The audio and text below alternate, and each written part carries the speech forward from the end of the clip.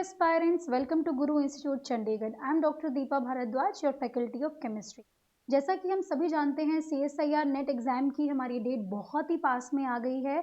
I hope आप सबकी preparations बहुत ही अच्छी चल रही होगी और हमारा यही हम होप कर रहे हैं कि आपका पूरा सिलेबस अच्छे से आपने कवर कर लिया होगा।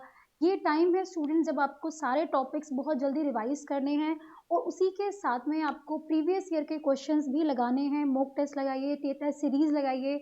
हम यहाँ पर अपने गुरु इंस्टीट्यूट में आपको टेस्ट सीरीज़, मॉक टेस्ट सभी फैसिलिटीज़ यहाँ पे प्रोवाइड कराई जा रही हैं। यहाँ पर हम online and offline coaching provide करते हैं जिसमें रिकॉर्डिंग क्लासेस भी आपको मिलती हैं, स्टडी मटेरियल भी मिलता है और इसी रीज़न से हमारे बैच की प्रिपरेशंस बहुत ही अच्छे से जा रही है। मैंने यहाँ पे एक टॉपिक कराया था न्यूक्लियर केमिस्ट्री। आई होप आपने देखा होगा, जिसके बारे में हमने डिस्कस किया था कि इसके कितने मार्क्स आते हैं, वेटेज कितना है। 6-7 नंबर का न्यूक्लियर केमिस्ट्री से क्वेश्चंस आते हैं, लेकिन ये टॉपिक हमारे लिए इम्पोर्टेंट तब हो जाता है जब हमारे पास में बहुत ही गैप बन रहा हो, कम गैप बन रहा हो कि मेरा इतना टारगेट था और मुझे क्वेश्चंस करने थे, लेकिन किसी एक टॉपिक से आपको जो क्वेश्चंस आप एक्सपेक्ट कर रहे थे और नहीं आते हैं, तब ऐसे ही छोटे-छोटे टॉपिक्स आपको बहुत ज़्यादा हेल्प करते हैं।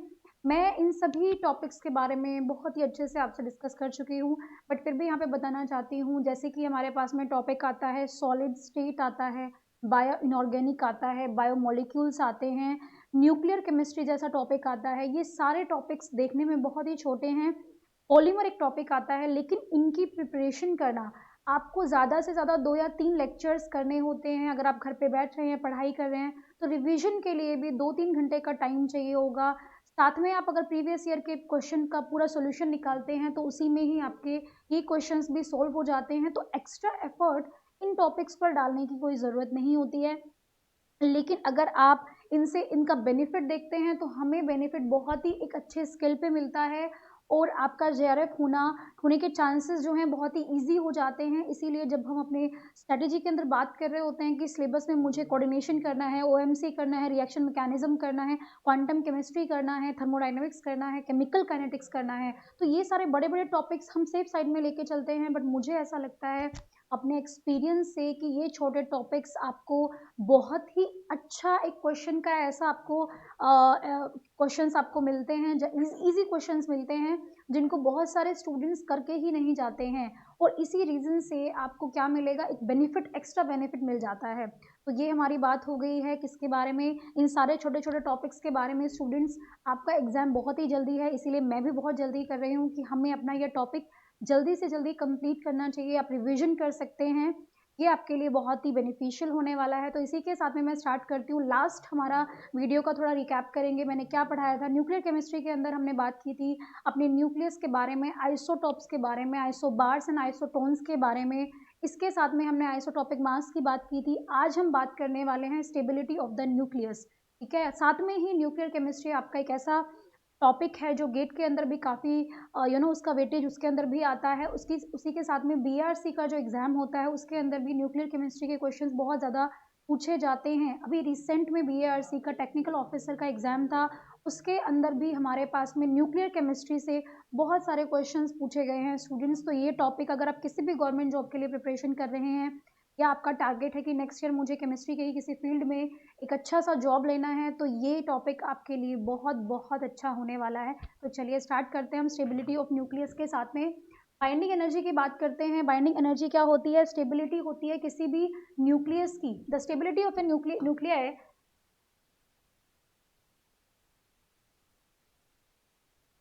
हाँ जी, हाँ जी, stability of a nuclei of same mass number can be explain on the basis of a binding energy, but the stability of elements of different mass number can not be explain on the basis of binding energy. यहाँ पे हम बात करते हैं भाई, हमारे पास में बाइंडिंग एनर्जी का सिंपल सी बात है, जो स्टेबिलिटी है न्यूक्लियस की, किसकी वजह से होती है? प्रोटॉन्स की या न्यूट्रॉन्स की वजह से होती है। इसीलिए कहा जा रहा है कि अगर मास नंबर सेम है तो आप स्टेबिलिटी को कंपेयर कर सकते हो एक या ज़्यादा ज़्यादा एलिमेंट्स के जिनके मास सेम होते हैं, आप उन्हीं की स्टेबिलिटी की बात कर सकते हैं। अगर आपके पास में एलिमेंट डिफरेंट है तो आप उनकी बाइंडिंग एनर्जी को कंपेयर नहीं कर सकते हैं। और यहाँ पे हम बात कर रहे हैं बाइंडिंग एनर्जी, तो देखिए जब आपके प्रोटॉन एंड न्यूट्रॉन्स आपस में बाइंड होते हैं और तो क्या बनाते हैं, P+N और बनाते हैं न्यूक्लियस। तो यही इसकी बाइंडिंग एनर्जी होती है। देखा जाता है कि प्रोटॉन प्लस न्यूट्रॉन का जो टोटल मास है उससे कम आता है हमारे न्यूक्लियस का मास। वो कहाँ जाता है, वो मास जाता है उस एनर्जी के अंदर जो बाइंडिंग एनर्जी की फॉर्म में निकली है। हम सभी जानते हैं अपना कि एनर्जी जो होती है वो ट्रांसफर होती है एक फॉर्म से अनदर फॉर्म में।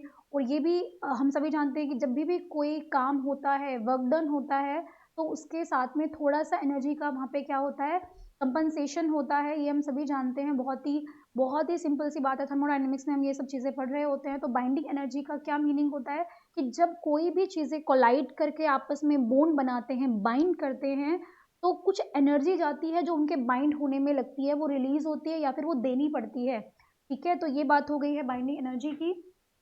सब कुछ यहाँ पे बहुत ही अच्छे से मेंशन किया गया है, लिखा गया है आप लोगों के लिए। आप चाहते हैं तो यहाँ से स्क्रीनशॉट ले सकते हैं।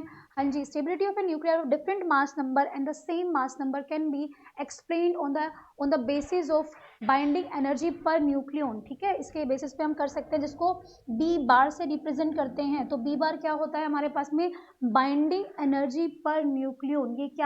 ये क्या होता है इसके बारे में मैं बता चुकी हूँ कि जो स्टेबिलिटी है हमारे न्यूक्लियाई की with different mass number and the same mass number can be explained। कैसे इसको एक्सप्लेन कर सकते हैं, आगे पढ़ते हैं। जिन न्यूक्लियाई का बाइंडिंग एनर्जी पर न्यूक्लियन ज़्यादा होता है वो ज़्यादा स्टेबल होते हैं। when a graph is plotted between the binding energy per nucleon that is B bar and mass number of different nuclei, the following curve is obtained which is called nuclear energy curve. तो nuclear energy curve आपको पता होना चाहिए। और ये देखा गया कि हमारे पास में बाइंडिंग एनर्जी पर न्यूक्लियन मिली इलेक्ट्रॉन वोल्ट में इसको निकाला गया और देखा गया कि धीरे धीरे यहाँ पे क्या होता है, मास नंबर के साथ में ये बढ़ती है और अपनी ये मैक्सिमम वैल्यू पे आती है, जो किसके लिए है, आयरन के लिए आती है। और उसके बाद में थोड़ा सा डिक्रीज होता है और फिर डिक्रीज होना ये शुरू हो जाता है हाई मास नंबर्स पे। इसीलिए क्या कहा गया है कि हमारे पास में बाइंडिंग एनर्जी पर न्यूक्लियन जो है वो धीरे धीरे बढ़ती है, बट एक मैक्सिमम वैल्यू के आने के बाद में it will be decreasing very slowly. Okay, तो this is called nuclear energy curve. Nuclear energy curve, ये सारे कर्व्स बहुत ही इंपॉर्टेंट होते हैं स्टूडेंट्स, आपको आने चाहिए।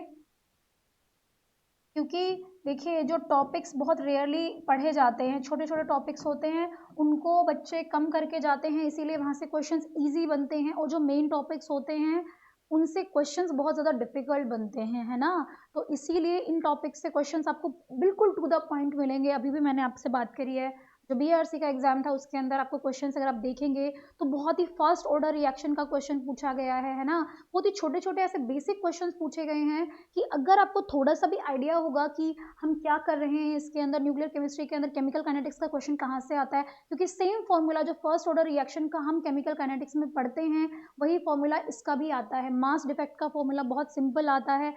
तो क्वेश्चंस बहुत ही सिंपल आते हैं, बट जस्ट बिकॉज कि हम उसको पढ़कर नहीं जाते हैं इसीलिए हमें लगता है कि ये तो बहुत डिफिकल्ट आ गया पेपर के अंदर, है ना। पेपर डिफिकल्ट नहीं होगा अगर आप एक अच्छे से प्लान करके अपनी स्ट्रेटेजी बनाएंगे, अच्छे से आप इसको कवर करेंगे। नेक्स्ट वीक में हम आपको कराने वाले हैं लाइव क्लास, लाइव सेशन कराने वाले हैं, strategy and planning to crack the exam in a very appropriate way. Okay, तो इसके अंदर देखिए पेपर आप देने वाले हैं, तैयारी आपकी है, हम बस आपकी यहाँ पे हेल्प कर सकते हैं। जिस भी हिसाब से अपना सिलेबस आपने कवर किया है उसी के बारे में ही मैं यहाँ से आपको डिस्कस करने वाली हूँ कि किस तरीके से हम सही अप्रोच लगा सकते हैं अपने क्वेश्चंस को अटेम्प्ट करने की।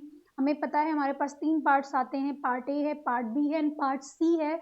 हमें पहले किस पार्ट को देखना चाहिए, उसके क्वेश्चन का आंसर कितने टाइम में हमें प्रैक्टिस अभी आपकी चल रही होगी एंड आई एम होपिंग कि आप क्या कर रहे होंगे। एक स्ट्रेटेजी मैं अभी बताती हूँ, लाइव सेशन होने तक के लिए आपको क्या करना है। कोई भी पेपर आपका जो 3 आवर्स का होता है आप लेकर बैठिए और अपना टाइमर आप उसमें लगाइए और क्वेश्चंस करना सोल्व कीजिए और देखिए कि 3 घंटे के अंदर आपने पेपर का कितना पोर्शन कंप्लीट कर लिया है, कितने आपके आंसर्स क्वेश्चंस बन रहे हैं और कितना आपको नहीं आता है। ठीक है, ये लास्ट में आपका सेल्फ एवेल्यूएशन होने वाला है। यही जो 10-15 दिन आपको मिले हुए हैं यही आपका एग्जाम क्वालिफाई कराने का बहुत बड़ा रीज़न बनने वाले हैं। अगर आप पीछे स्लो रहे हैं तो कोई प्रॉब्लम नहीं है, जस्ट रिवाइज द फॉर्मूलाज। जितने भी फॉर्मूला आपको मैथमेटिकल लगते हैं उनको रिवाइज करिए, सीधे क्वेश्चन को अटेम्प्ट करिए। और अगर आपको थ्योरी पढ़ने में डिफ़िकल्टी हो रही है तो आई वुड सजेस्ट कि आप बुक से इस टाइम पे ऐसे ना पढ़ के जल्दी जल्दी रिवीजन करना शुरू कीजिए अगर आपने नोट्स बना रखे हैं। अदरवाइज़ आप हेल्प ले सकते हैं वीडियोज़ की। तो इसी के साथ में और बाकी की बहुत अच्छी-अच्छी बातें मैं आपको लाइव सेशन में बताने वाली हूँ। आप प्लीज़ उसको जॉइन करिए ज़्यादा से ज़्यादा, ताकि आपको एक दूसरा पर्सपेक्टिव मिले। मेबी आप कुछ सोच रहे हैं कि मुझे इस तरीके से करना है, इस तरीके से करना है, बट हम एग्ज़ाम को जो क्वालीफाई कर चुके होते हैं, हम उस जगह से आते हैं जहाँ पे हमें आइडिया होता है कि किस तरीके से हम एग्ज़ाम को, हमारा एग्ज़ाम नहीं हुआ था बट क्वालीफाई करने के लिए हमने क्या स्ट्रैटेजी अपनाई थी, जो कि हमारे एग्ज़ाम को क्वालीफाई कराने में बहुत ही हेल्पफुल रही थी। पर्सनली मेरा एक्सपीरियंस है कि कुछ चीज़ों पे अगर हम ध्यान देते हैं तो एग्ज़ाम को क्वालीफाई करना हमारे लिए बहुत ही ईज़ी हो जाता है। चाहे क्योंकि प्रिपरेशन तो यहाँ पे बहुत सारे बच्चों की एक जैसी होने वाली है, हम सभी पढ़ रहे होते हैं, है ना? तो डिफ़रेंस कहाँ पे आता है कि उस हॉट सीट पे बैठ के हमारा रिएक्शन क्या है अपने पेपर को लेकर, है ना? तो बहुत सारी चीज़ें इसी तरीके से हम क्लियर करने वाले हैं। आई होप कि लाइव सेशन इंटरेक्टिव होगा। आगे अपने टॉपिक को कंटिन्यू करते हैं, जिसमें हमने अभी बात की है अपने बाइंडिंग एनर्जी कर्व के बारे में। इससे आगे चलते हैं। अच्छा जी, तो इसमें देखिए एग्जाम्पल देखते हैं हम हीलियम का, कार्बन का एंड ऑक्सीजन का। ये जितने भी हमारे एलिमेंट्स हैं ये कर्व पे हैं।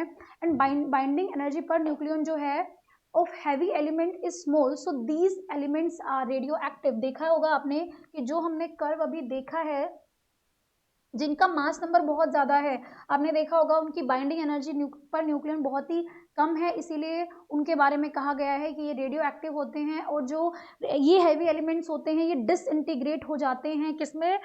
स्मॉलर पार्टिकल्स के अंदर डिसइंटीग्रेट होते हैं और अपना एक स्टेबल न्यूक्लियाई फॉर्म करने की कोशिश करते हैं, है ना? Because the stable nuclei have the larger value of binding energy per nucleon. The maximum binding energy per nucleon 8.7 milli electron volt is of iron.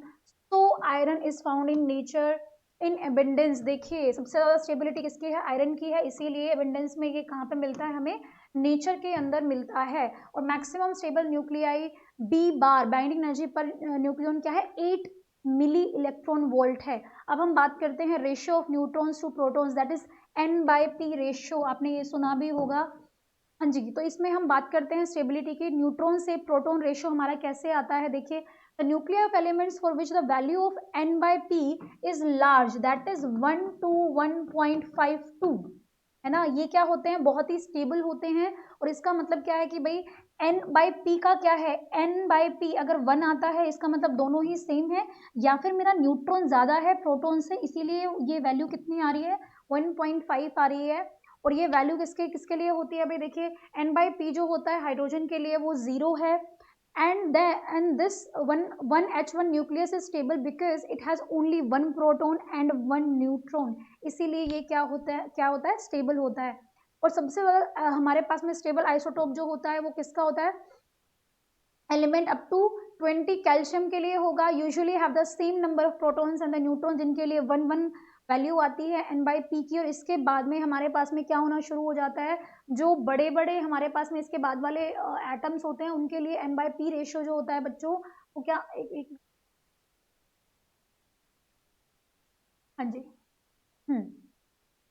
तो इनकी वैल्यू किसके बराबर में आती है? 1 के बराबर में आती है। If the number of neutrons is plotted against the number of protons, this curve has been obtained which is shown by the dots. तो देखिए यहाँ पे हम बात कर रहे हैं, ये हमारा कर्व यहाँ से चलता है और चलते चलते कहाँ पे पहुँचता है? यहाँ पे पहुँचता है। ये डॉट्स में इसको दिखाया गया है, देखिए।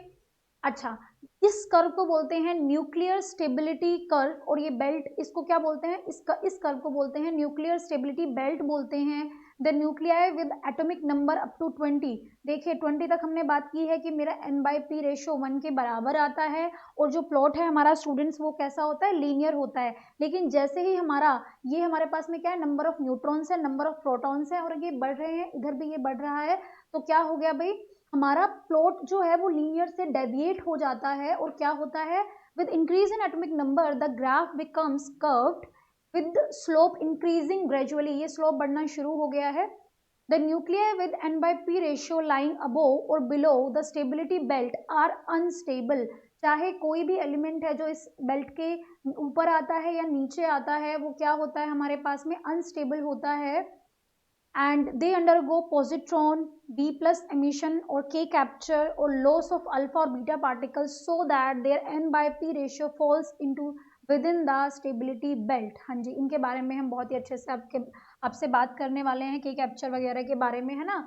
उससे पहले हमारे लिए इसको जानना ज़रूरी है। तो क्या कहा गया है, ये हमारे पास में बेल्ट ऑफ स्टेबिलिटी है। कोई भी ऐसा एलिमेंट जो इससे नीचे आता है या इससे ऊपर आता है, वो क्या होते हैं, आपके अनस्टेबल होते हैं। और उनका फिर क्या होता है भाई, वो एक चेंज के अंदर जाते हैं, ट्रांसफॉर्मेशन के अंदर जाते हैं, जहाँ पे उनका या तो बीटा एमिशन होगा, sorry beta plus positron emission होता है, के कैप्चर होता है, या फिर क्या होता है, अल्फा या बीटा पार्टिकल का वो लूज करते हैं और क्या बनाते हैं भाई, फिर उनका स्टेबिलिटी बेल्ट के अंदर आना शुरू हो जाता है। तो ये हमारे पास में क्या है, बेल्ट ऑफ स्टेबिलिटी है। ओके,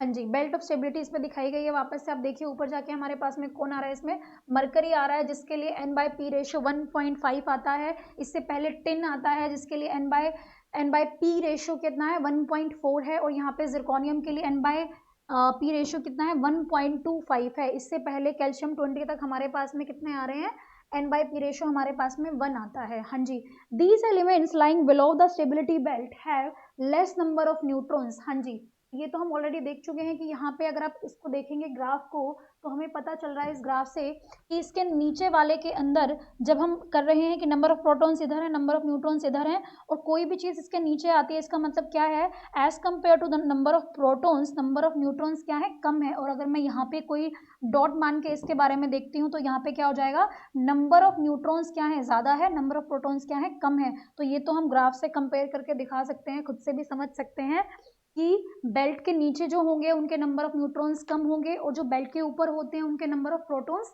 कम होते हैं। अगर पहला केस हम लेके चलते हैं, जहाँ पे हमारे पास में जो एलिमेंट्स हैं वो स्टेबिलिटी बेल्ट के नीचे हैं, जिससे पता चलता है कि लेसर नंबर ऑफ न्यूट्रॉन्स हैं। These elements decay by positron emission. इनके अंदर बच्चों क्या होता है, पॉजिट्रॉन का एमिशन होता है, या फिर के कैप्चर बोला जाता है, जिससे कि हमारे पास में क्या हो जाता है, n/p रेशियो इंक्रीज होके बन जाता है n+1 डिवाइडेड बाय p-1। और इससे क्या होगा हमारे पास में स्टेबिलिटी बेल्ट, क्योंकि हमने बोला नंबर ऑफ न्यूट्रॉन्स कम है, तो जब हम प्रोजिट्रॉन का एमिशन करते हैं या के कैप्चर कराते हैं, तो हमारा प्रोटॉन कन्वर्ट हो जाता है न्यूट्रॉन के अंदर। इसीलिए न्यूट्रॉन बढ़ जाते हैं और प्रोटॉन हमारा कम हो जाता है। बट प्रोटॉन प्लस न्यूट्रॉन का रेशियो तो सेम ही रहेगा ना, क्योंकि जो प्रोटॉन कन्वर्ट हुआ है वो न्यूट्रॉन में चला गया, इसीलिए p+n हमेशा एक जैसा रहता है। अच्छा जी, in these processes proton is converted into neutron, यही मैं बताना चाह रही हूँ। आपको बहुत अच्छे से ये चीज़ याद रखनी है कि जब भी हमारे पास में पॉजिट्रॉन एमिशन होता है या के कैप्चर होता है, तो दो चीज़ों का आपको ध्यान रखना है, क्या कि इसमें हमेशा हमेशा चाहे वो पॉजिट्रॉन का एमिशन हो या के कैप्चर हो, तो प्रोटॉन कन्वर्ट होता है न्यूट्रॉन के अंदर। देखिए क्या हो रहा है यहाँ पे, एक प्रोटॉन कन्वर्ट हुआ है, न्यूट्रॉन दिया है, और साथ में पॉजिट्रॉन। पॉजिट्रॉन को कैसे रिप्रेजेंट करते हैं, E0 प्लस में 1, और ये क्या होता है, ये रिवर्स होता है इलेक्ट्रॉन का। जैसे फॉर एग्जाम्पल हमें दिया हुआ है सोडियम 13 7, तो ये कन्वर्ट होता है 13C6 के अंदर एक पॉजिट्रॉन, और यहाँ पे हमारे पास में न्यूट्रिनो निकलता है। और साथ में ही हमें फॉस्फोरस के बारे में दिया हुआ है, उसके अंदर भी क्या हुआ, अभी देखो क्या हुआ है, आप देखेंगे 30 यहाँ है, 30 यहाँ है, क्या इस हुआ है इसके अंदर, हमारा एक प्रोटॉन कन्वर्ट हो गया है न्यूट्रॉन के अंदर, इसीलिए टोटल मास नंबर जो है वो सेम रहने वाला है, लेकिन एक प्रोटॉन हमारा कम हो जाएगा। इसीलिए आपको कोई भी ऐसी रिएक्शन दिखे जिसके अंदर एक हमारा अगर प्रोटॉन कम हो गया है और मास नंबर सेम हुआ है, इसका मतलब क्या है कि प्रोटॉन कन्वर्ट हो गया है न्यूट्रॉन के अंदर। ओके, और ये हमारे पास में क्या है, पॉजिट्रॉन एमिशन। सिमिलरली इसके जैसा एक उल्टा हमारे पास में होता है के कैप्चर, जिसके अंदर हमारे पास में के शेल इलेक्ट्रॉन को कैप्चर कराया जाता है, और जब भी एक प्रोटॉन एक इलेक्ट्रॉन के साथ में मिलता है तो बनाता है एक न्यूट्रॉन। जैसे फॉर एग्जांपल नेक्स्ट रिएक्शन को देखिए, जिसमें हमारे पास में रुबिडियम के साथ में मिला है इलेक्ट्रॉन और बन गया है क्रिप्टोन। आई होप आपको ये समझ में आया होगा, बहुत ही इंपॉर्टेंट है। देखिए इतने ही सिंपल सिंपल क्वेश्चंस आने वाले हैं पेपर में हमारे पास में। In both the process A and B, number of neutron increases, so n/p ratio will also increase, and also the new element formed goes to the stability region. Okay, the element lying above the stability belt, जो ऊपर होंगे belt के, उनके पास में मैंने आपको अभी curve से समझाया था क्या होता है बच्चों, उनके पास में नंबर ऑफ न्यूट्रॉन्स ज़्यादा होते हैं, नंबर ऑफ प्रोटॉन्स कम होते हैं। अब हमारा काम क्या है? हमारा काम है नंबर ऑफ न्यूट्रॉन्स को कम करना एंड प्रोटॉन्स को ज़्यादा करना। इसीलिए हम रिवर्स प्रोसेस करेंगे, जिसके अंदर हमारे पास में एंटी न्यूट्रिनो का भी एमिशन होता है, ठीक है। इनके बारे में भी हम देखने वाले हैं। और ये क्या कन्वर्ट होगा? हमारा न्यूट्रॉन कन्वर्ट होता है, एक तो प्रोटॉन के अंदर और दूसरा बीटा पार्टिकल के अंदर। बीटा पार्टिकल कुछ भी नहीं है, इलेक्ट्रॉन ही होता है। बीटा पार्टिकल इलेक्ट्रॉन ही होता है। जैसे कि हमारे पास में जो ट्रीटियम है, देखिए जो ट्रीटियम है मतलब कि हाइड्रोजन का आइसोटोप होता है विद द मास नंबर 3, ये कन्वर्ट होता है 3He2, हीलियम के अंदर हुआ और एक इलेक्ट्रॉन को इसने क्या किया है? एमिट किया है यहाँ पे। सिमिलरली नेक्स्ट वाले रिएक्शन के अंदर देखिए, जहाँ पे 14 कार्बन 6 जो है हमारा, वो कन्वर्ट हो रहा है 14 नाइट्रोजन 7 के अंदर। अभी आप देख रहे होंगे कि इंपॉर्टेंट चीज़ है, यहाँ पे देखिए नंबर ऑफ प्रोटॉन यहाँ पे 1 था, यहाँ पे 2 हो गया। क्यों? क्योंकि एक न्यूट्रॉन जो यहाँ से था ये कन्वर्ट हो गया है प्रोटॉन के अंदर, इसीलिए P+N जो मास होता है वो तो रहेगा सेम ही, बस एक चीज़ एक दूसरे में कन्वर्ट हो गई है, इसलिए टोटल एडिशन में कोई फर्क नहीं पड़ता, लेकिन प्रोटॉन हमारा यहाँ पे बढ़ गया है। नेक्स्ट लाइन पढ़ते हैं, the elements having mass number larger than 209 and atomic number larger than 83 have the N/P ratio greater than 1.5 and these elements are called radioactive। 209 उनका मास होगा और एटॉमिक नंबर 83 होगा। ये क्या होते हैं? रेडियो एक्टिव होते हैं। जो रेडियो एक्टिव एलिमेंट्स होते हैं वो क्या करते हैं भाई? डिसइंटीग्रेट करते हैं, डिसइंटीग्रेशन पे भी क्वेश्चन आया हुआ था। अभी जो एग्जाम टेक्निकल ऑफिसर के लिए मैंने बताया आपको, उसके अंदर क्वेश्चन था कि अगर कोई भी यूरेनियम का एक दिया हुआ था आपको, 238 यूरेनियम का दिया हुआ था, अगर उसके अंदर से अल्फा पार्टिकल का एमिशन होता है तो टोटल जो बनेगा उसके अंदर कितने न्यूट्रॉन्स होंगे, कितने प्रोटॉन्स होंगे, कुछ इस टाइप से क्वेश्चन था। तो बहुत ही ईजी क्वेश्चन था। जिन लोगों को न्यूक्लियर केमिस्ट्री आती होगी उन लोगों के लिए 1-2 सेकंड का क्वेश्चन नहीं था उसको अटेम्प्ट करना। तो जब आप कुछ चीज़ों को करके जाते हैं तो ये टॉपिक्स ऐसे हैं कि अगर आप पढ़कर गए हैं बच्चों तो they will not consume your time, और हमें ऐसी ही चीज़ों की ज़रूरत होने वाली है पेपर में, ऐसे ही क्वेश्चंस की, कि आपको कुछ पोर्शन ऐसा है जो आपको अच्छे से पता है कि it will B time taking. For example chemical kinetics, thermodynamics, quantum chemistry, it will take some time because they will have numerical type questions, okay? So you will need some time for these kind of questions। तो उनकी जगह पे आपको पहले कौन से questions देखने हैं जो आप जल्दी अटेम्प्ट कर सकते हैं, जैसे कि इनऑर्गेनिक केमिस्ट्री के बहुत सारे क्वेश्चंस हैं जो आप देखते ही कर पाओगे। तो ऐसे क्वेश्चन से आपको अपना मार्क्स का अच्छा से देख लेना है कि मैं पहले इतने क्वेश्चंस अपने थ्योरी से कर लेती हूँ, उसके बाद में हमें नेक्स्ट क्वेश्चन फिर अपने न्यूमेरिकल टाइप के लिए अच्छे से आराम से आप उनको सॉल्व करो, है ना, क्योंकि वहाँ पे मिस्टेक नहीं होनी चाहिए। हमें पता है 1 नंबर का हमारे पास में नेगेटिव मार्किंग होती है, अगर पार्ट सी से आप करते हैं तो एक क्वेश्चन गलत करने पे आपके 5 मार्क्स वहाँ से डिडक्ट होंगे। इसीलिए हमें अपने क्वेश्चंस को करते टाइम ये अच्छे से माइंड में करना है, नो नेगेटिव मार्किंग। जितना एक्यूरेसी से बच्चों आप पेपर करेंगे, कम क्वेश्चंस करिए लेकिन एकदम ठीक करिए, क्रॉस चेक करिए कि हाँ ये ठीक है। इन्हें करने के बाद में दोबारा देखिए कि कुछ गलती तो मैंने नहीं कर दी है। जल्दबाजी में क्वेश्चंस वहाँ पे आपको नहीं करने हैं। एग्जांपल लेते हैं, 235 यूरेनियम 92 का N/P रेशियो 1.55 आता है, थोरियम का आता है 1.6। और ये एलिमेंट्स जो होते हैं वो क्या एमिट करते हैं? अल्फा पार्टिकल्स को एमिट करते हैं और स्टेबल न्यूक्लियाई को फॉर्म करते हैं। इस प्रोसेस के अंदर number of protons and neutrons decreases equally and the N/P ratio also decreases. देखते हैं एग्जाम्पल के लिए, हमारे पास में 238 92 यूरेनियम जो है वो हमारे पास में एमिट करता है किसको? एक अल्फा पार्टिकल को, जो कि कुछ नहीं होता 4 हीलियम 2। मतलब कि अगर आपका कोई भी एलिमेंट जो है वो अल्फा पार्टिकल को एमिट कर रहा है तो उसका जो मास है वो 4 से कम हो जाएगा और जो एटॉमिक नंबर है वो 2 से कम हो जाएगा। इसीलिए देखिए यहाँ पे थोरियम हमें मिलता है जिसका मास हमारे पास में 234 आता है और एटॉमिक नंबर जो है हमारे पास में 90 आता है, विच इज यहाँ से 2 नंबर एटॉमिक नंबर आपके हमने यहाँ पे कम हो चुके हैं। क्यों कम हो गए हैं? क्योंकि एडिशनली एक अल्फा पार्टिकल आ रहा है यहाँ पे, है ना। There are several elements which have N/P ratio smaller than 1.5 and are radioactive, है ना। तो N/P रेशियो जो है कम आता है 1.5 से, और वो भी क्या होते हैं हमारे पास में बच्चों? रेडियो एक्टिव होते हैं। फॉर एग्जाम्पल हमारे पास में कार्बन का आता है आइसोटोप 14 वाले का, जिसका आता है 1.33, इसके बाद में फॉस्फोरस का आता है 1 एंड नाइट्रोजन का आता है 13 का, आइसोटोप का 0.886। तो ये कुछ एग्जांपल्स हैं, बहुत इजी सी चीज़ें चल रही हैं। अब बात करते हैं हम न्यूक्लियर फोर्सेस की। Nuclear force is explained by the Yukawa by the discovery of new fundamental particles called pi mesons. Mesons के बारे में हम बात करने वाले हैं। जो मास होता है पाई मेसोन्स का, it is 273 times more than the mass of an electron, and it may have a positive or negative charge, or it may be neutral also, depends upon the kind of reaction we are taking into. Okay, so हमारे पास में क्या होते हैं, positive meson होगा pi plus, pi minus negative meson, and यहाँ पे pi zero या फिर पाई भी लिख सकते हैं। ये किसके लिए होता है, हमारे पास में न्यूट्रल मेसोन के लिए होगा। Okay, the force which hold the nucleus together with the small nucleus within the small nucleus are called nuclear forces। जो forces एक छोटे से न्यूक्लियस के अंदर बाइंड करके रखती है न्यूक्लियंस को, उसको क्या बोलते हैं, न्यूक्लियर फोर्स बोलते हैं। these forces are stronger than the forces of repulsion।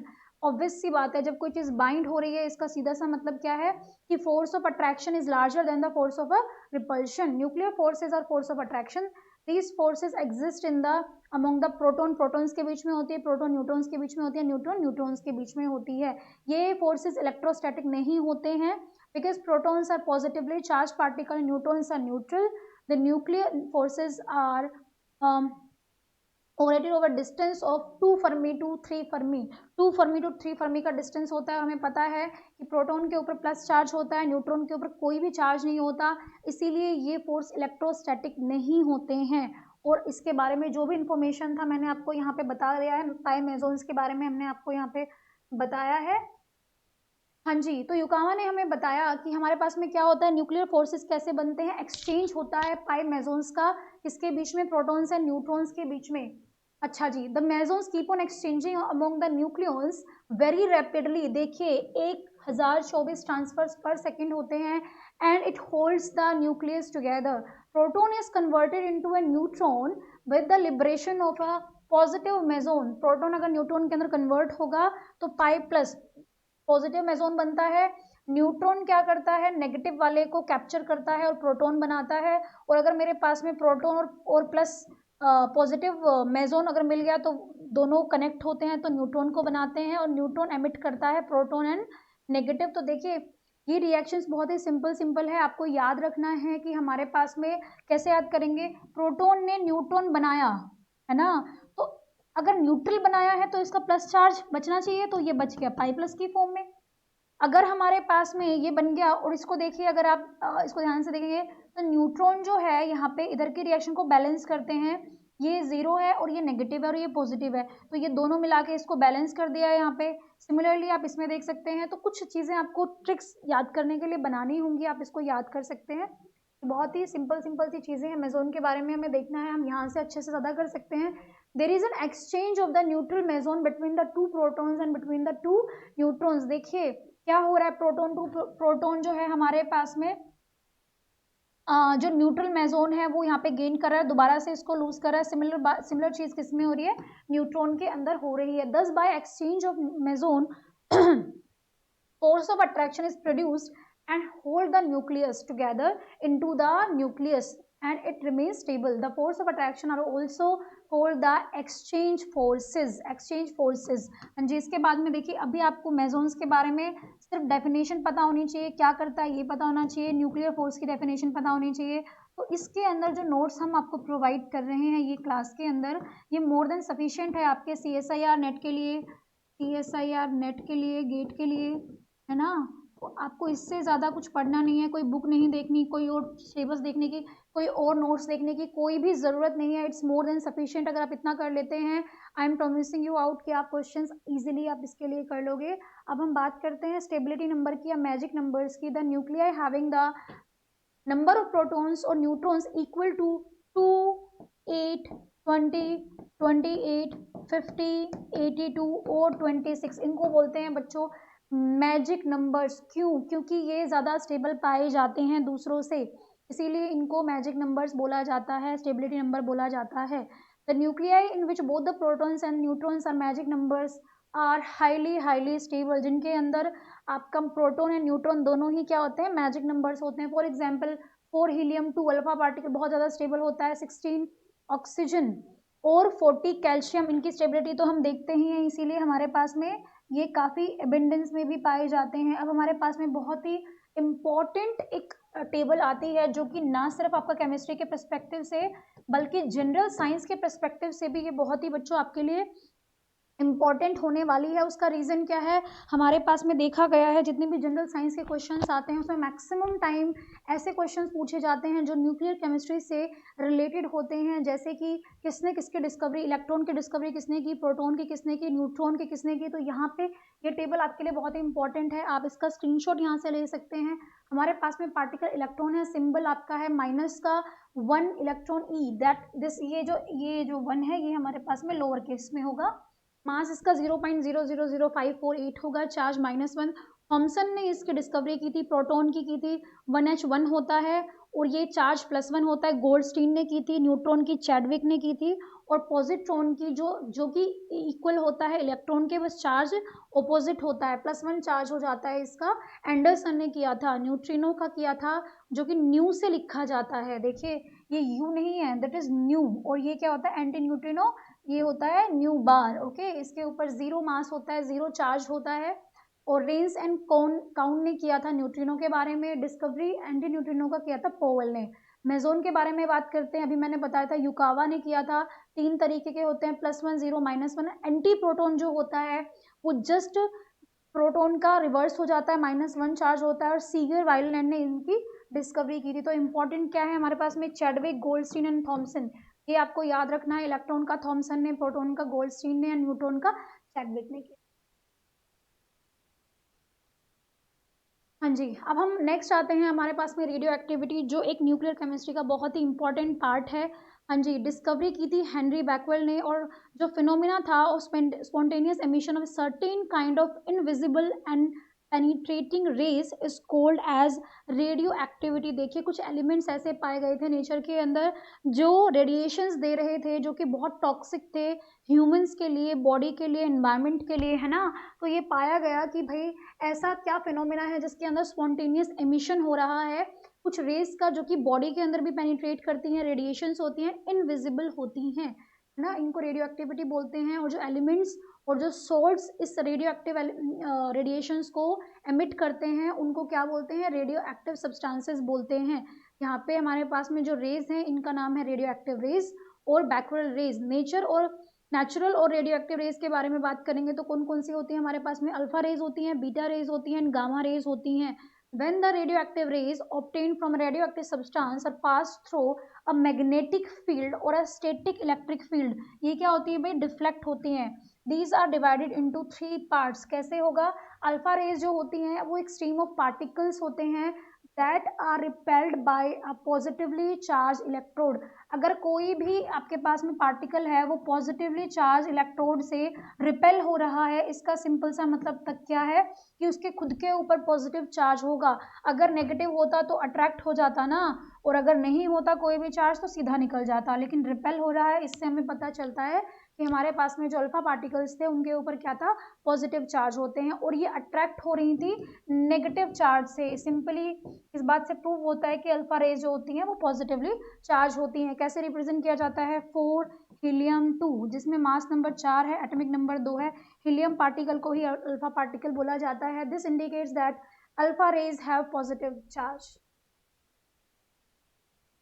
देखिए ये जो अभी हम जो हेनरी बैकवेल की बात की थी, उन्होंने ही इस पूरा का पूरा सेटअप को बनाया, और ये एक उन्होंने ऑब्जर्व किया इसके थ्रू कि किस टाइप से डेविएशंस होते हैं इनके रेस के, और कैसे कैसे ये हुआ है। बीटा रेस के बारे में बात करते हैं, वो स्ट्रीम ऑफ पार्टिकल्स हैं जो पॉजिटिव इलेक्ट्रोड की तरफ अट्रैक्ट हो रही हैं और नेगेटिव से रिपेल हो रही हैं। इसका क्या मतलब है, इसका सीधा सा मतलब है कि जो नेगेटिव की साइड में रिपेल हो रही है, पॉजिटिव की साइड में अट्रैक्ट हो रही है, उसके खुद के ऊपर नेगेटिव चार्ज होगा, क्योंकि सेम चार्जेस एक दूसरे को रिपेल करते हैं ना।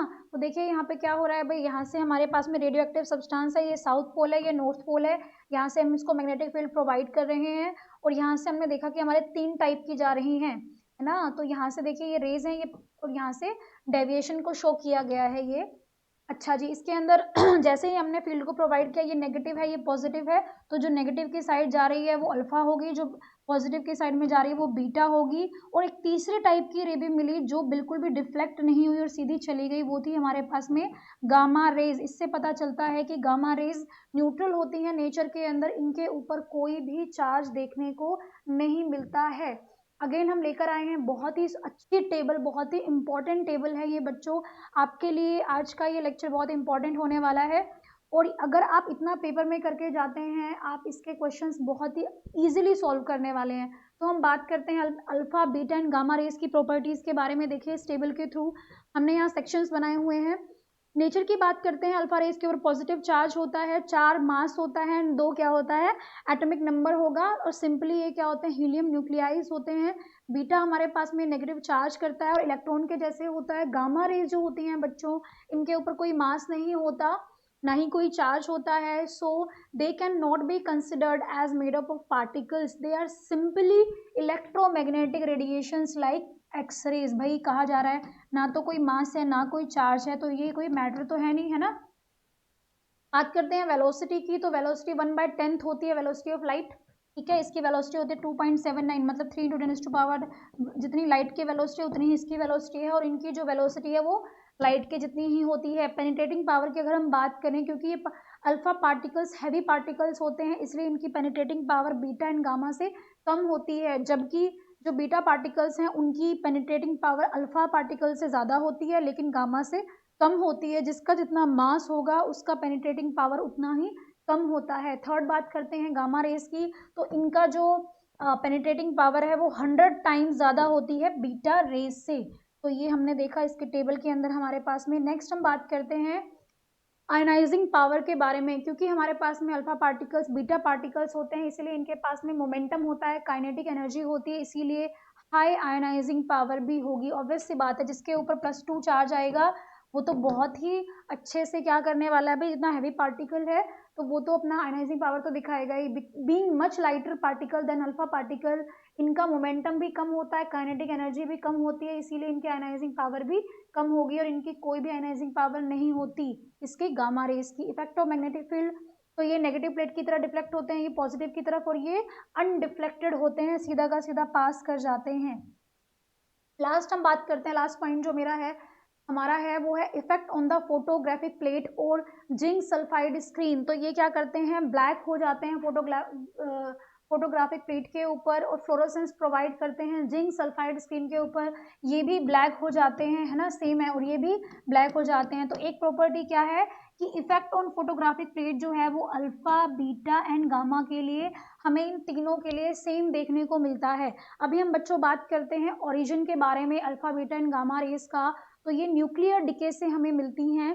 अगर हम बात करेंगे एमिशन ऑफ अल्फा रेज, जब हमारा अल्फा रे पार्टिकल एमिट होता है तो एटॉमिक मास और जो नंबर है, एटॉमिक नंबर है किसका, जो पेरेंट न्यूक्लियस है, जो मेन न्यूक्लियस है, उसका मास नंबर 4 से कम हो जाता है, और एटॉमिक नंबर 2 से, अभी मैं ऑलरेडी आपको बता चुकी हूँ पिछले वाले एग्जाम्पल में। तो ये इसका एग्जाम्पल दिया गया है, क्योंकि हमारे पास में जो अल्फा पार्टिकल है वो बना हुआ होता है 2 प्रोटॉन से एंड 2 न्यूट्रॉन से। तो यहाँ पे देखिए 2 प्रोटॉन है 2 न्यूट्रॉन है, तो क्या बना दिया, एक हीलियम पार्टिकल हमारा बन गया है, और वही क्या कहलाता है, अल्फा पार्टिकल कहलाता है। अच्छा जी emission of beta rays, beta rays का हमने देखा कि बीटा पार्टिकल इलेक्ट्रॉन के जैसे होता है। तो हमारे पास में एक सिंपल सी बात सोचिए, यहाँ पे अगर इलेक्ट्रॉन का एमिशन हो रहा है, इलेक्ट्रॉन का एमिशन अगर हो रहा है, तो सिंपल सी बात है इस रिएक्शन को तो हमें बैलेंस करना ही है। तो अगर एक नेगेटिव चार्ज लग रहा है तो एक पॉजिटिव चार्ज भी ऐड हो जाता है, इसीलिए हमारे पास में जो मास नंबर है वो तो सेम मिलेगा, बट एटॉमिक नंबर है वो 1 बढ़ जाता है, क्योंकि वो क्या है, प्रोटॉन का नंबर। इसीलिए जब भी किसी के अंदर बीटा पार्टिकल का एमिशन होता है तो उसका प्रोटॉन नंबर 1 से बढ़ जाता है, 1 से बढ़ जाएगा, आपको ये जरूर जरूर याद रखना है। ओके, इट इज कंसिडर्ड, यही बात है जो देखिए हाँ जी, एक न्यूट्रॉन जो होता है वो क्या क्या बनाता है, प्रोटॉन बनाता है, बीटा पार्टिकल को बनाता है, और क्या बनाता है, न्यूट्रिनो देता है, not antineutrino. This is due to the emission of beta particle, atomic number of an element is increased by 1 unit but the mass number remains as such. आपका मास नंबर चेंज नहीं होगा, उसका reason क्या है क्योंकि जो आपका neutron है वो कन्वर्ट हो गया है किसके अंदर, प्रोटॉन के अंदर एंड एक इलेक्ट्रॉन के अंदर। ये बात मैंने आपको पहले बताई थी जब हम बात कर रहे थे बीटा एमिशन की, कैसे कैसे वो होता है। अब हम बात करते हैं एमिशन ऑफ गामा रेज। तो गामा रेज हमारे पास में इलेक्ट्रोमैग्नेटिक रेडिएशंस होती हैं, जैसे कि एक्सरे है, और ये क्या है, ड्यूरिंग द न्यूक्लियर डिके ये प्रोड्यूस होती हैं। After the emission of alpha and beta decay the element जो इज इन एक्साइटेड स्टेट, देखिए हुआ क्या है, हुआ ये है कि आपका रेडियो एक्टिव एलिमेंट है, जैसे ही वो अल्फा या फिर बीटा पार्टिकल को एमिट करता है तो वो एक्साइटेड स्टेट में जाता है। अभी कोई भी चीज, कोई भी एलिमेंट जो है, कोई भी न्यूक्लियस जो वो एमिटेड, वो एक्साइटेड स्टेट में बिलोंग नहीं करता। It must have return to its original ground state. तो जब भी वो एलिमेंट जो है वो अल्फा या बीटा पार्टिकल के एमिशन के बाद में एक्साइटेड स्टेट से ग्राउंड स्टेट में आता है तो वो कुछ एनर्जी को रिलीज करता है, और वही होती है क्या, गामा रे। वही क्या कहलाती है, गामा रे कहलाती है ना। आई होप आपको इतना इसमें समझ में आ गया होगा। इसमें हम नेक्स्ट बात करते हैं। देखिए मैं थोड़ा फास्ट करा रही हूँ, उसका रीज़न हमारा यही है कि हम कम टाइम के अंदर ज़्यादा से ज़्यादा टॉपिक कवर करें। हमारा बिल्कुल भी मोटिव नहीं है कि हम थोड़ा सा भी आपका टाइम यहाँ पे एक्स्ट्रा लें, आपको लगे कि ये वीडियो हमारे लिए फ्रूटफुल नहीं है या फिर किसी चीज़ को बार बार रिपीट किया जा रहा है, ऐसा बिल्कुल भी नहीं होने वाला है। आपको इस 1 आवर के हमारे इस वीडियो में बहुत ही इंफॉर्मेशंस अच्छी अच्छी मिलने वाली हैं, ना सिर्फ न्यूक्लियर केमिस्ट्री के लिए बल्कि पेपर के लिए भी मैं बीच बीच में आपको बताती रहती हूँ। तो आपको हमारे वीडियोस को ज़्यादा से ज़्यादा देखना है, बहुत ही आपके लिए हेल्पफुल होने वाला है। साथ में ही बच्चों, हम गेट के लिए भी आपके पास में लाइव सेशंस लाने वाले हैं, जिसमें हम क्वेश्चंस की आपको प्रैक्टिस कराएंगे। बहुत इंपॉर्टेंट टॉपिक्स जो गेट में देखने को मिलते हैं, मैं उनके भी फॉर्मूला रिविजन कराऊंगी और क्वेश्चंस बाद में कराऊंगी। तो आपको इसी तरीके से हमारे इस अकेडमी को आप इस हमारे चैनल को सब्सक्राइब करिए, और जो भी वीडियोस आपको दिखते हैं नोटिफिकेशन में आप उनको प्लीज़ देखिए। हाँ जी, ग्रुप डिस्प्लेसमेंट लॉ की हम बात करते हैं तो सॉडी, फजान एंड रुसेल ने ये ऑब्जर्व किया कि जो अल्फा पार्टिकल है जब डिके होता है उसका, तो एक नया एलिमेंट बनता है जिसका कि एटॉमिक नंबर 2 से कम होता है, मास नंबर 4 से कम होता है। सिमिलरली जब बीटा डिके होता है तो एटॉमिक नंबर 1 से बढ़ जाता है ना। तो इसमें हमारे पास में क्या होता है, जो एलिमेंट डिके कर रहा है उसका नाम होता है पेरेंट एलिमेंट, और जो न्यू एलिमेंट बनता है उसका नाम होता है डॉटर एलिमेंट। ओके, और इसी के ही रिजल्ट को क्या कहा गया था, ग्रुप डिस्प्लेसमेंट लॉ बोला गया था। तो ये तो चीज़ें मैं ऑलरेडी आपको यहाँ पे बता चुकी हूँ। देखिए क्या हो रहा है, एग्जाम्पल हम लेते हैं यूरेनियम का। तो यूरेनियम मेरे पास में क्या है, पेरेंट न्यूक्लियाई है, यहाँ पे एक अल्फा पार्टिकल का एमिशन हुआ है। थोरियम हमारे पास में डॉटर न्यूक्लियाई है। अगर एग्जाम्पल लेते हैं, जब थोरियम हमारा एक इलेक्ट्रॉन को एमिट करता है तो क्या बनता है, पैलेनियम बनता है, और ये हमारे पास में बीटा पार्टिकल एमिशन है। कार्बन 14 जो होता है वो नाइट्रोजन 14 में बनता है और एक बीटा पार्टिकल को एमिट करता है। ये भी सेम टाइप की रिएक्शन है जिसको इस तरीके से रिप्रेजेंट किया गया है। तो ये रिप्रेजेंटेशन आपको पता होना चाहिए। एक्सप्लेनेशन इसके लिए क्या दी हुई है भाई, हमारे पास में ऑलरेडी वही एक्सप्लेनेशन है जो मैंने बताया, अल्फा पार्टिकल कैसे एमिट होता है, बीटा पार्टिकल कैसे एमिट होता है। बहुत ही इजी बातें हैं, तो इसको तो आप इजीली पढ़ सकते हैं, कुछ भी इसमें से दिखाने के लिए नहीं है ना। अब हम बात करते हैं पॉजिट्रॉन एमिशन के बारे में बात करेंगे। मैंने आपको ऑलरेडी ये चीज़ बताई हुई है कि पॉजिट्रॉन एमिशन हमारा कैसे होता है। जब भी हमारे पास में क्या होता है, प्रोटॉन जो है वो न्यूट्रॉन के अंदर कन्वर्ट होता है, ऑलरेडी ये बात हमने की थी।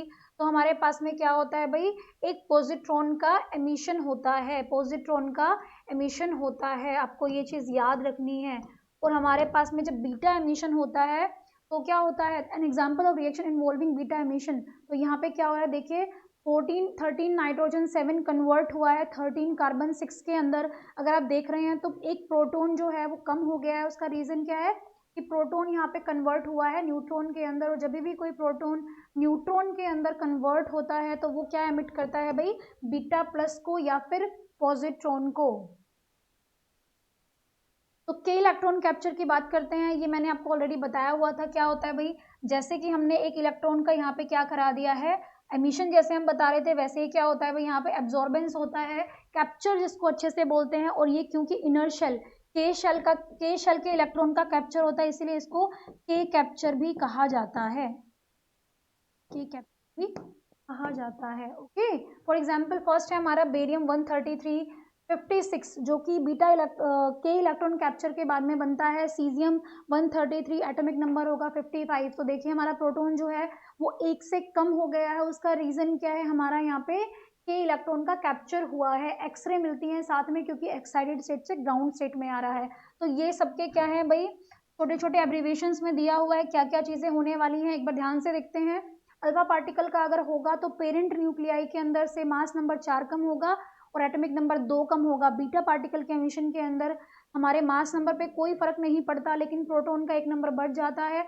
पॉजिट्रॉन के अंदर हमारे पास में मास पे कोई फर्क नहीं पड़ता, बट एटॉमिक नंबर 1 कम हो जाता है। और इलेक्ट्रॉन के कैप्चर के अंदर मेरे पास में Z-1 बन जाएगा। इसका मतलब क्या है, नीचे के दोनों प्रोसेस सेम है, चाहे एमिशन ऑफ पॉजिट्रॉन है या फिर गेन ऑफ के कैप्चर है, दोनों के अंदर मेरा मास एटॉमिक नंबर जो है वो 1 कम हमें देखने को मिलता है। हाँ जी, तो यही बात हो गई है एमिशन ऑफ न्यूट्रिनो और एंटी न्यूट्रिनो के बारे में। हमारे पास में जब देखिए जब भी ये एंटी न्यूट्रिनो होना चाहिए, दिस इज गलती से लिखा गया था, उल्टा है ये, यहाँ पे एंटी न्यूट्रिनो होता है और ये न्यूट्रिनो होता है। जब भी हमारे पास में क्या होता है बच्चों, कभी भी अगर हमारे पास में पॉजिट्रॉन आ रहा है तो उसके साथ में न्यूट्रिनो आता है, और जब भी हमारे पास में बीटा पार्टिकल आता है तो एंटी न्यूट्रिनो आता है। ठीक है, बस आप ये देख लेना, बाकी ये चीज़ें मैं आपको ऑलरेडी इसमें समझा चुकी हूँ। ये रिप्रेजेंटेशन दिया हुआ है हमारे पास में। अब हम बात करते हैं एक इंपॉर्टेंट टॉपिक के बारे में, रेडियो एक्टिव डिसइंटीग्रेशन। मैंने ऑलरेडी बताया कि जो रेडियो एक्टिव एलिमेंट्स होते हैं वो स्टेबिलिटी बेल्ट के या तो ऊपर होते हैं या तो नीचे होते हैं, इसीलिए वो लोग स्टेबल नहीं होते और वो क्या करते हैं, एमिट करते हैं, डिसइंटीग्रेट होते हैं छोटे छोटे पार्टिकल्स में और अपने स्टेबल न्यूक्लियाई को फॉर्म करते हैं, जिसे हम बोलते हैं डिसइंटीग्रेशन। तो यहाँ पे हम रेडियो एक्टिव डिसइंटीग्रेशन या फिर रेडियो एक्टिव डिके के बारे में बात करेंगे। कुछ एग्जांपल्स अभी हम इसमें लेते हैं। रेडियम का डिसइंटीग्रेशन हुआ है रेडॉन के अंदर और हमें अल्फा पार्टिकल का एमिशन देखने को मिला। बहुत ही फेमस है यूरेनियम का डिसइंटीग्रेशन, जो कि थोरियम के अंदर कन्वर्ट हो जाता है और हमें क्या देखने को मिलता है, हमें देखने को मिलता है अल्फा पार्टिकल। उसके बाद में डिसइंटीग्रेशन हुआ है थोरियम का और हमें मिला पैलेनियम, उसके साथ में बीटा पार्टिकल एमिशन होता है। बिस्मथ के अंदर पोलोनियम हमारा बनता है और डिसइंटीग्रेशन के साथ में मिलता है बीटा पार्टिकल।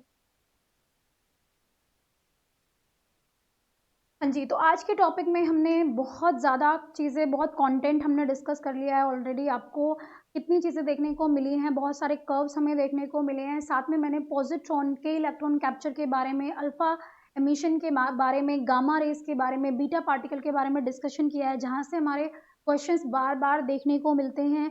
अपने इसी सीरीज़ में न्यूक्लियर केमिस्ट्री के अंदर मैं आपको जैसे ही यूनिट कंप्लीट होती है आपको इसके क्वेश्चंस भी कराने वाली हूँ, इसीलिए आपको बने रहना है इस वीडियो में हमारे साथ में। साथ में ही गुरु इंस्टीट्यूट में हम आपको online and offline facilities provide करते हैं, रिकॉर्डिंग क्लासेस मिलती हैं और साथ में ही आपको स्टडी मटेरियल मिलता है, जिसके अंदर ना सिर्फ थ्योरेटिकल बल्कि आपको क्वेश्चंस विद सॉल्यूशन भी प्रोवाइड किए जाते हैं। हम यहाँ की फैकल्टी आपको पूरा, हमारा बेस्ट ये मोटिव होता है कि हम आपको सिलेबस कंप्लीट कराएं, जो कि हम सिलेबस कंप्लीट कराने के साथ में आपको प्रीवियस ईयर के question CSIR, NET, GATE, IIT, JAM के भी कराते हैं। साथ में गवर्नमेंट एग्जाम के अकॉर्डिंग जो भी हमारा सिलेबस का कवरेज होता है वो भी उसी को कंसिडर करके हम पूरा आपको टॉपिक यहाँ पे करवाते हैं। अगर आप नेक्स्ट बैच के लिए एडमिशन लेना चाहते हैं, गेट के लिए, गेट 2024 अभी होने वाला है, 2025 के लिए हम अपनी क्लासेस स्टार्ट करने वाले हैं, बैच स्टार्ट कर रहे हैं बहुत ही जल्दी, नेट के जून नेट 2024 के लिए और गेट 2025 के लिए। अगर आप सोच रहे हैं कि इस बार आपकी प्रिपरेशंस वैसी नहीं है कि आप अपना गोल अचीव कर सकते हैं, तो आप हमसे कॉन्टैक्ट करिए, नंबर आपको स्क्रीन पे दिया गया है। तो all the best for your preparations, thank you so much.